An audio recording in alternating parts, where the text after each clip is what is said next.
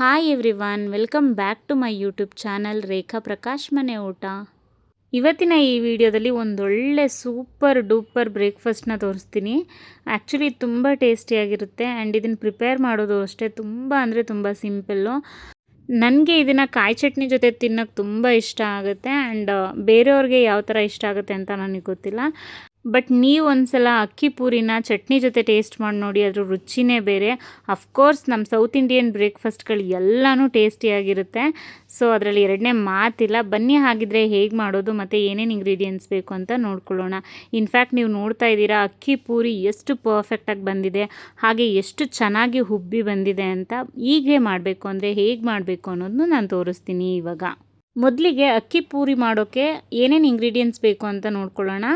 ನಾನಿಲ್ಲಿ 2 ಅವರ್ ಮುಂಚೆನೇ ನೆನೆಸಿಟ್ಟಿರುವಂಥ ಒಂದು ಚಿಕ್ಕ ಬೌಲಲ್ಲಿ ಅಕ್ಕಿ ತೊಗೊಂಡಿದ್ದೀನಿ. ಅದೇ ಬೌಲಲ್ಲಿ ತೆಂಗಿನ ತುರಿನ ತೊಗೊಂಡಿದ್ದೀನಿ. ಅಕ್ಕಿ ಮತ್ತು ತೆಂಗಿನ ತುರಿ ಎರಡೂ ಈಕ್ವಲಾಗಿ ತೊಗೋಬೇಕು. ಅದಾದಮೇಲೆ 1 ಟೇಬಲ್ ಸ್ಪೂನ್ ಜೀರಿಗೆ, ಒಂದು ಸ್ವಲ್ಪ ಇಂಗು, ರುಚಿಗೆ ತಕ್ಕಷ್ಟು ಉಪ್ಪು, 5 ರಿಂದ 6 ಬ್ಯಾಡಗಿ ಮೆಣಸಿನ್ಕಾಯಿ, 1 ಬೌಲು ಅಕ್ಕಿ ಹಿಟ್ಟನ್ನು ತೊಗೊಂಡಿದ್ದೀನಿ.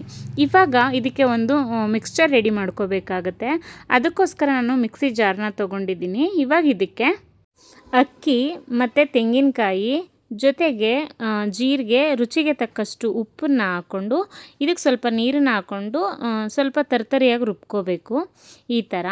ಇವಾಗ ಇದಕ್ಕೆ ಬ್ಯಾಡಗಿ ಮೆಣಸಿನ್ಕಾಯಿನ ಸೇರಿಸ್ಕೊಂಡು ಇನ್ನು ಸ್ವಲ್ಪ ನೀರನ್ನು ಹಾಕ್ಕೊಂಡು ಮತ್ತೆ ರುಬ್ಕೋಬೇಕಾಗತ್ತೆ ಈ ಥರ. ತುಂಬ ನುಣ್ಣಗೇನು ಬೇಕಾಗಲ್ಲ. ಇವಾಗ ನಾನು ಎಷ್ಟು ತೋರಿಸ್ತಾ ಇದ್ದೀನೋ ಅಷ್ಟು ರುಬ್ಕೊಂಡ್ರೆ ಸಾಕು. ಇವಾಗ ಇದನ್ನು ಒಂದು ಮಿಕ್ಸಿಂಗ್ ಬೌಲ್ಗೆ ಟ್ರಾನ್ಸ್ಫರ್ ಮಾಡ್ಕೊಳ್ಳೋಣ. ಟ್ರಾನ್ಸ್ಫರ್ ಮಾಡ್ಕೊಂಡಂಥ ಮಿಕ್ಸ್ಚರ್ಗೆ ಸ್ವಲ್ಪ ಇಂಗು ಸೇರಿಸ್ಬೇಕಾಗತ್ತೆ. ಅದಾದಮೇಲೆ ಅಕ್ಕಿ ಹಿಟ್ಟನ್ನು ಸ್ವಲ್ಪನೇ ಸೇರಿಸ್ಕೊಂಡು ಒಂದು ಡೋ ರೆಡಿ ಮಾಡ್ಕೋಬೇಕಾಗುತ್ತೆ. ಯೂಶ್ವಲಿ ನಾವು ಪೂರಿಗೆ ಡೋ ರೆಡಿ ಮಾಡ್ಕೋತೀವಲ್ಲ, ಆ ಥರ ಸ್ವಲ್ಪ ಗಟ್ಟಿಯಾಗಿ ಕಲಿಸ್ಕೋಬೇಕಾಗತ್ತೆ. ಕಲಿಸ್ಕೊಂಡು ಒಂದು ಡೋ ರೆಡಿ ಮಾಡ್ಕೋಬೇಕು. ನೋಡಿ, ನಾನಿಲ್ಲಿ ತೋರಿಸ್ತಿದ್ದೀನಲ್ಲ, ಹಾಗೆ ನಿಧಾನಕ್ಕೆ ಸ್ವಲ್ಪನೇ ಅಕ್ಕಿ ಹಿಟ್ಟನ್ನ ಹಾಕ್ಕೊಂಡು ಪರ್ಫೆಕ್ಟಾಗಿ ಡೋನ ರೆಡಿ ಮಾಡ್ಕೋಬೇಕಾಗತ್ತೆ. ನೋಡಿ, ಈ ಥರ ಸ್ವಲ್ಪ ಗಟ್ಟಿ ಇರಬೇಕು. ಆಮೇಲೆ ಇದ್ರ ಮೇಲೆ ಒಂದು ಪ್ಲೇಟ್ನ ಮುಚ್ಚಿಬಿಟ್ಟು 5 ಮಿನಿಟ್ಸ್ ರೆಸ್ಟ್ ಬಿಡಬೇಕಾಗುತ್ತೆ. 5 ಮಿನಿಟ್ಸ್ ಆದಮೇಲೆ ಡೋ ಹೇಗಾಗಿದೆ ಅಂತ ನೋಡೋಣ. ಆಲ್ಮೋಸ್ಟ್ ಸಾಫ್ಟಾಗಿ ಆಗಿರುತ್ತೆ. ನಾನು ತೋರಿಸ್ತಾ ಇದ್ದೀನಲ್ವ, ತುಂಬ ಚೆನ್ನಾಗಾಗಿರುತ್ತೆ. ನೋಡಿ, ಈ ಥರ ಸಾಫ್ಟಾಗಿರುತ್ತೆ. ಇವಾಗ ನಾವೇನು ಮಾಡಬೇಕಂದ್ರೆ ಕೈಗೆ ಸ್ವಲ್ಪ ಎಣ್ಣೆನ ಹಚ್ಕೊಂಡು ಸಣ್ಣದಾಗಿ ಉಂಡೆಗಳನ್ನ ಮಾಡಿ ಇಟ್ಕೋಬೇಕು. ಯೂಶ್ವಲಿ ನಾವು ಪೂರಿಗೆ ಎಷ್ಟು ದಪ್ಪ ಮಾಡ್ಕೋತೀವೋ ಅಷ್ಟು ದಪ್ಪ ಉಂಡೆಗಳನ್ನ ಮಾಡಿ ಒಂದು ಕಡೆ ಎತ್ತಿಟ್ಕೋಬೇಕು. ನಾನಿಲ್ಲಿ ನೋಡಿ ಸಪ್ರೇಟ್ ಪ್ಲೇಟ್ಗೆ ತೆಗೆದಿಟ್ಕೋತಾ ಇದ್ದೀನಿ ಉಂಡೆಗಳನ್ನೆಲ್ಲ ಮಾಡಿ. ಇವಾಗ ನಾವು ಇದನ್ನು ಲಟ್ಟಿಸ್ಕೋಬೇಕು. ಲಟ್ಟಿಸ್ಕೊಳ್ಳೋಕ್ಕೊಂದು ಡಿಫ್ರೆಂಟ್ ಮೆಥಡ್ ಇದೆ. ಎಸ್ಪೆಷಲಿ ಅಕ್ಕಿ ಪೂರಿಗೆ ನಾವು ನಾರ್ಮಲಾಗಿ ಲಟ್ಸೋಕ್ಕಾಗಲ್ಲ, ಯಾಕಂದರೆ ಅಕ್ಕಿದು ಪೂರಿ ಅಲ್ವಾ ಇದು, ಚಪಾತಿ ಥರ ಅಗ್ಲವಾಗೆಲ್ಲ ಒತ್ತೋಕ್ಕಾಗಲ್ಲ ಆ್ಯಂಡ್ ನಾವು ನಾರ್ಮಲಾಗಿಯೂ ಲಟ್ಸೋಕ್ಕಾಗಲ್ಲ. ಅದಕ್ಕೋಸ್ಕರ ಈ ಥರ ಎಣ್ಣೆದು ಪೇಪರ್ಸ್ ಬರುತ್ತಲ್ಲ ಅದನ್ನು ತೊಗೋಬೋದು. ಇಲ್ಲ ಬಟರ್ ಪೇಪರ್ ಇದ್ದರೆ ನೀವು ಬಟರ್ ಪೇಪರ್ನೂ ಯೂಸ್ ಮಾಡ್ಬೋದು. ಒಂದು ಉಂಡೆನ ನೀಟಾಗಿ ಎಣ್ಣೆ ಸಾವರಿ ಹಾಕ್ಕೊಂಬಿಟ್ಟು ನಾನು ಈಗ ವೀಡಿಯೋದಲ್ಲಿ ಹೇಗೆ ತೋರಿಸ್ತಾ ಇದ್ದೀನೋ ಹಾಗೆ ಮಾಡಿ. ಇವಾಗ ಇಲ್ಲೇ ನಿಮಗೆ ಪರ್ಫೆಕ್ಟಾಗಿ ಬಂದರೆ ಹೀಗೆ ತೆಗೆದು ನೀವು ಎಣ್ಣೆಗೆ ಹಾಕೋಬೋದು. ಇನ್ ಕೇಸ್ ಪರ್ಫೆಕ್ಟಾಗಿ ಬಂದಿಲ್ಲ ಅಂದರೆ ಈ ಥರ ಗ್ಲಾಸಲ್ಲಿ ಅಥವಾ ಈ ಥರ ಶಾರ್ಪ್ ಎಂಡಿರುವಂಥ ಒಂದು ಯಾವುದಾದ್ರೂ ವೆಸಲ್ನ ತೊಗೊಂಡು ಈ ಥರ ಕಟ್ ಮಾಡಿಕೊಂಡು ನೀಟಾಗಿ ಕಾದಿರುವಂಥ ಎಣ್ಣೆಗೆ ಬಿಡಬೇಕಾಗುತ್ತೆ.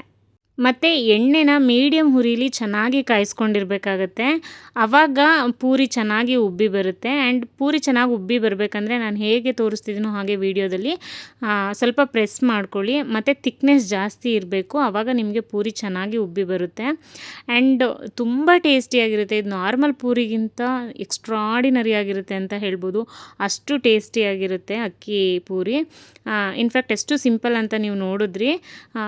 ಯೂಶ್ವಲಿ ನಾವು ಹೇಗೆ ಲಟ್ಟಿಸ್ತೀವೋ ಹಾಗೆ ಲಟ್ಸೋಕ್ಕಾಗಲ್ಲ ಅನ್ನೋದೊಂದು ಬಿಟ್ಟರೆ ಇನ್ನೇನೂ ಇದಿಲ್ಲ. ನಿಮ್ಗೆ ಇನ್ ಕೇಸ್ ಏನಾದರೂ ಎಣ್ಣೆ ಪ್ಯಾಕೆಟಲ್ಲಿ ಅದನ್ನು ನೀಟಾಗಿ ಒತ್ಕೊಳ್ಳೋಕೆ ಇಷ್ಟ ಆಗಲ್ಲ ಅಂತಂದರೆ ನೀವು ಬಟರ್ ಪೇಪರ್ನ ಯೂಸ್ ಮಾಡ್ಬೋದು. ಆರಾಮಾಗಿ ಎಷ್ಟು ಚೆನ್ನಾಗಿ ಉಬ್ಬಿ ಬರುವಂಥ ಪೂರಿ ಮನೆಯಲ್ಲಿ ಕ್ವಿಕ್ಕಾಗಿ ರೆಡಿ ಆಗಿಬಿಡುತ್ತೆ. ನೋಡ್ತಿದ್ದೀರಾ ಅಲ್ವಾ ಪೂರಿಗಳು ಎಷ್ಟು ಚೆನ್ನಾಗಿ ಉಬ್ಬಿ ಬಂದಿದ್ದಾವೆ ಅಂತ, ಎಷ್ಟು ಪರ್ಫೆಕ್ಟಾಗಿ ಆಗಿದೆ ಅಂತಲೂ. ಇನ್ಫ್ಯಾಕ್ಟ್ ಒಂದು ಪೂರಿನೂ ಫೇಲ್ಯೂರ್ ಇಲ್ಲ, ಅಷ್ಟು ಚೆನ್ನಾಗಿ ಬಂದಿದೆ, ಅಷ್ಟು ಚೆನ್ನಾಗಿ ಬೆಂದಿದೆ. ಇನ್ಫ್ಯಾಕ್ಟ್ ನಾವು ಮೀಡಿಯಮ್ ಹುರಿಲಿ ಚೆನ್ನಾಗಿ ಬೇಯಿಸ್ಕೊಂಡ್ರೆ ಪರ್ಫೆಕ್ಟಾಗಿ ರೆಡಿ ಆಗುತ್ತೆ. ನಾನು ಇದನ್ನು ಕಾಯಿ ಚಟ್ನಿ ಜೊತೆ ಟೇಸ್ಟ್ ಮಾಡಿದೆ.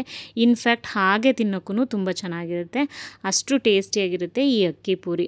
ಸೊ ಇದಾಗಿತ್ತು ಇವತ್ತಿನ ಸ್ಪೆಷಲ್ ರೆಸಿಪಿ. ಯಾರೆಲ್ಲ ನನ್ನ ಚಾನಲ್ನ ಇನ್ನೂ ಸಬ್ಸ್ಕ್ರೈಬ್ ಮಾಡ್ಕೊಳ್ಳ್ದಲ್ಲೇ ನೋಡ್ತಾ ಇದ್ದೀರಾ, ಪ್ಲೀಸ್ ಒಂದು ಸಬ್ಸ್ಕ್ರೈಬ್ ಮಾಡ್ಕೊಂಡು ನೋಡಿ. ಹಾಗೆ ಈ ವಿಡಿಯೋ ನಿಮ್ಗೆ ಇಷ್ಟ ಆಗಿದರೆ ದಯವಿಟ್ಟು ಲೈಕ್ ಮಾಡಿ, ಶೇರ್ ಮಾಡಿ, ಹಾಗೆ ಕಾಮೆಂಟ್ ಮಾಡಿ.